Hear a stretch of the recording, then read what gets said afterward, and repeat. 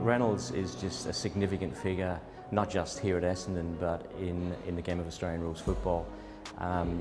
For those who don't know his career, it was just a phenomenal football career from a very young age. He came to Essendon as a young man in 1933, played 320 games here, which was a record at the time, not broken for many years later.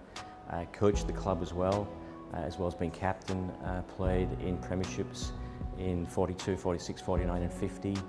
Had a remarkable career, and there are still people around here at the club today who played with at the same time as Dick and remember him, and no one has a bad word to say about Dick Reynolds. Not only was he a great player at the club, but a gentleman.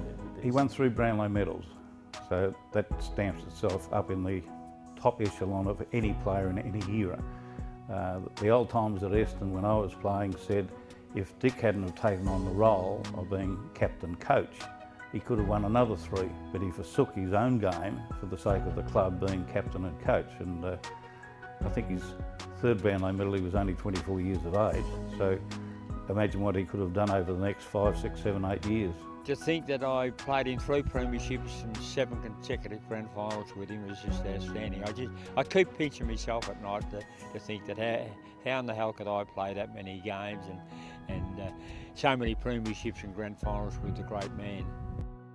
He was bigger than the normal rover of the time. He was more like the ruck rover of the Barassi build, and he had an enormous engine, sort of a Robert Harvey run-all-day engine, so that's why he was one of the absolute greats of the game forever and ever.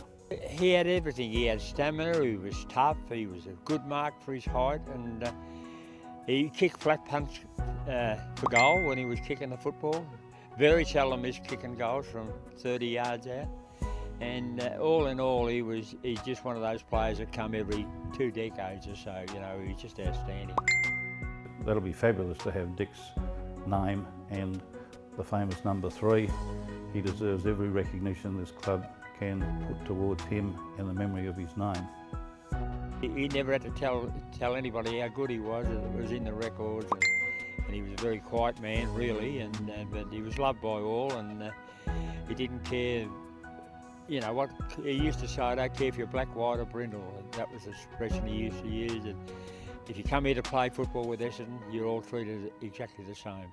And in 1950, when he played his last game, in my opinion, I thought he was best man on the ground. And he'd retired, and I think he was 36 at the time. So he's a wonderful footballer.